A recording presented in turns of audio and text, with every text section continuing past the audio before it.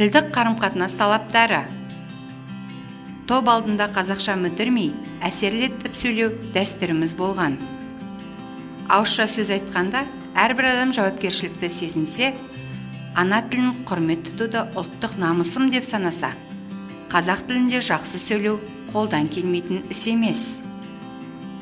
Бұл күнде ауызша сөйлеу үстінде сөздерді бір-бірімен дыбыстық жағынан қиюластырмай, қазақ тілінің табиғи заңдарын сақтамай айту етек алып барады.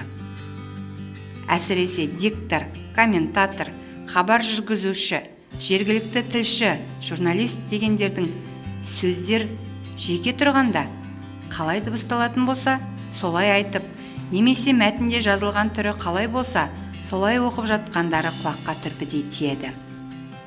Кейбіреулерінің бірқатар, қол қойды, шекара, көкөніс, қылғалам, қыркүйек деп айтылуға тиіс сөздерді жазылуынша бірқатар, қол қойды, шекара, көкөніс, қылқалам, қыркүйек деп қақақалап тұрғанын күніге бір емес сан рет естиміз.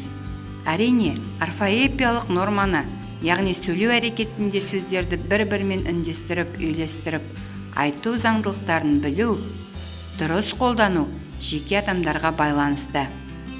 Сөз айту сазы құлаққа жағымды дикторлар да жоқ емес.